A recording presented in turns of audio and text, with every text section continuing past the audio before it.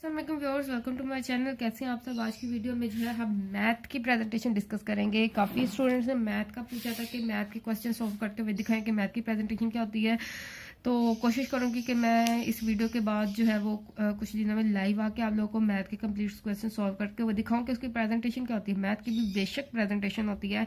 Math का question अच्छी तरह सॉल्व ना किया हो, अच्छे तरीके से सॉल्व ना किया हो तो गड़बड़ सी मच जाती है और मार्क्स कटने के जो है वो खतरात होते हैं। ठीक है, इसकी प्रेजेंटेशन जो है देखें। सेक्शन 1 ये एक्चुअली इंटर का जो है फर्स्ट ईयर का आई थिंक सो पेपर है। फर्स्ट ईयर मैथ का नहीं सेकंड ईयर के मैथ का मैंने पेपर सॉल्व किया था, लेकिन मैं आप लोगों को तरीकाकार बता दूंगी कि मैथ का पेपर क्योंकि तकरीबन सेम होता है, सॉल्व करने का तरीका सेम होता है। तो मैट्रिक के स्टूडेंट्स भी देख सकते हैं और इंटर के भी और बैचलर लेवल के स्टूडेंट्स भी जो है वो उसको देख सकते हैं। सेशन 1 की हेडिंग थी, शॉर्ट क्वेश्चन की हेडिंग थी, क्वेश्चन नंबर 2 की हेडिंग थी, जो पार्ट आपने अटेम्प्ट करना उसकी हेडिंग थी। ये 605 से बोल्ड मार्कर से मैंने इसकी हेडिंग दे दी है। इसके बाद 604 कट मार्कर से इसकी सब हेडिंग दे रही हूँ।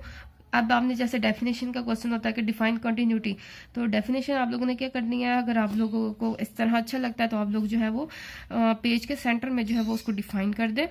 ठीक है, इन्वर्टेड कोमा में क्लोज कर दें उसकी डेफिनेशन। उसके बाद अगर आप लोग जो है वो एग्जाम, ये कंडीशन थी इसमें कंटिन्यूटी की, उसमें कंडीशंस जो है वो मैंने इस तरह नंबरिंग के साथ दे दिया। उसके बाद जो है वो उसको डिफाइन कर दिया।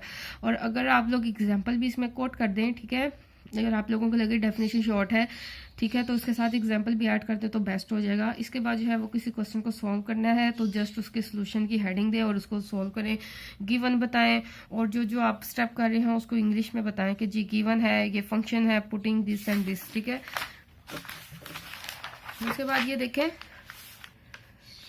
अब ये देखिए यहाँ पे लेफ्ट हैंड साइड जो है, यहाँ पे जो सॉल्व कर रहे हैं इक्वल टू, ये स्टेप जो है राइट हैंड साइड पे आ रहे हैं। आप बिल्कुल इक्वल के नीचे इक्वल को साइन लेके आए और उसके नीचे उसको सोल्व करें। ये ना करें कि यहाँ पे इक्वल है नेक्स्ट पे इधर आप इक्वल कर दें, तो ये गलत है। ठीक है, इक्वल के नीचे कोशिश करें, इक्वल का साइन है उसको सोल्व करें स्टेप को। ठीक है, बिल्कुल ये देखें नीट तरीके से पता लगे कि ये लेफ्ट हैंड साइड है, उसको सोल्व कर रहे हैं।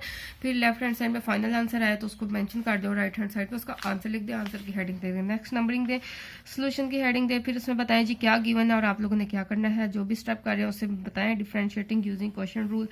ठीक है, लेफ्ट साइड पे वो डिफाइन करें जो आप फाइंड कर रहे हैं, उसके बाद राइट साइड पे उसको सोल्व करते जाएं। आप देखें यहाँ पे मैंने कुछ क्वेश्चन ऐसे पिक किए हैं जिसमें आप लोगों को इजीली पता चल सके कि इसको कैसे लेके चलना है। अब ये देखें, इक्वल के बिल्कुल आप लोगों ने फ्रंट पे लाइन लगानी है। ठीक है, रिमाइंडर सॉरी, ये जो है आप लोगों ने इसके ऊपर जो है वो सॉल्व जो किया वो बिल्कुल देखे मैंने उसके लाइन के ऊपर रखा है। ठीक है, इस तरह ये नहीं किया कि ये स्टेप जो है वो इक्वल के बिल्कुल बराबर आ गया और ये जो डिनोमिनेटर है वो बिल्कुल नीचे चला गया। ठीक है, इक्वल जो है उसके बिल्कुल फ्रंट पे आपने ये लगानी है। ठीक है, न्यूमरेटर ऊपर डिनोमिनेटर नीचे, सब फ्रंट में नजर आना चाहिए। इसके बाद नेक्स्ट स्टेप पे इक्वल का साइन बिल्कुल इक्वल के नीचे लगाया और उसके बाद उसको सोल्व करते गए, इक्वल के नीचे फिर आंसर आ गया, उसको मार्कर से हाईलाइट कर दे तो अच्छी बात है। और यहाँ पे लेफ्ट साइड पे जो भी आप सोल्व कर रहे थे उसको बता दें। फिर सोल्यूशन की हेडिंग दे, लिमिट फाइंड करनी है। ठीक है, लिमिट का ये बताएं कि जी हमने ये लिमिट जो है वो फाइंड आउट करनी है, इक्वल टू क्वेश्चन मार्क लगा दिया। ठीक है, बेस्ट ये तरीका होता है बताने का मैथ की लैंग्वेज में। इसके बाद देखें, इसमें भी हम लिमिट का क्वेश्चन सॉल्व कर रहे हैं तो इक्वल का साइन लगाया या लेफ्ट साइड पे जो फाइंड करना है वो लिखा और राइट साइड पे उसको सॉल्व करते जा रहे हैं। आप देखिए कितना नीट तरीके से क्लियरली नजर आ रहा है कि कौन सा नेक्स्ट स्टेप आ रहा है।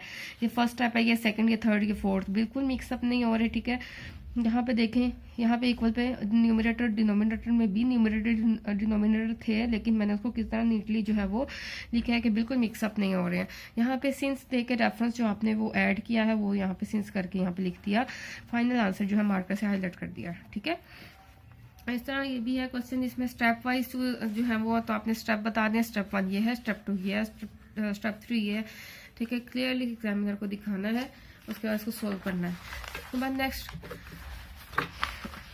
ठीक है, अब इसमें था एक्सप्लेनेशन में थी ज़्यादा, तो लेट ये फंक्शन इमेजिन किया, ये यू इमेजिन किया, नंबरिंग इसकी देखें कैसे दी है, ये फर्स्ट इक्वेशन, ये सेकंड इक्वेशन, फिर इसमें ये देखो स्टेप ये बताया है कि क्या क्या किया। तो देखिए कितने नीट तरीके से लिखा, differentiating with one with respect to x, उसके बिल्कुल थोड़ा सा स्पेस छोड़ के मैंने उसको डिफरेंशिएट किया। फिर नेक्स्ट स्टेप में फिर इस तरह देखे कितने नीट तरीके से लिखा है, यूजिंग चेन रूल, आपने चेन रूल यूज किया, ये भी लिखा है। उसके बाद बिल्कुल यहाँ पे इसके नीचे से नीचे ये देखें डिफरेंशिएट डेरिवेटिव्स आ रहे हैं।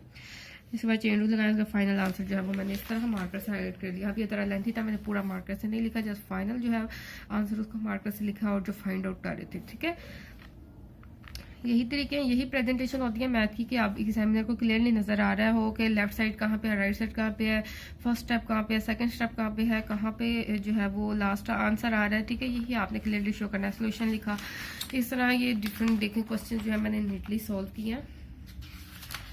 इस तरह भी आप आंसर को जो है वो बॉक्स में लिख सकते हैं। ठीक है,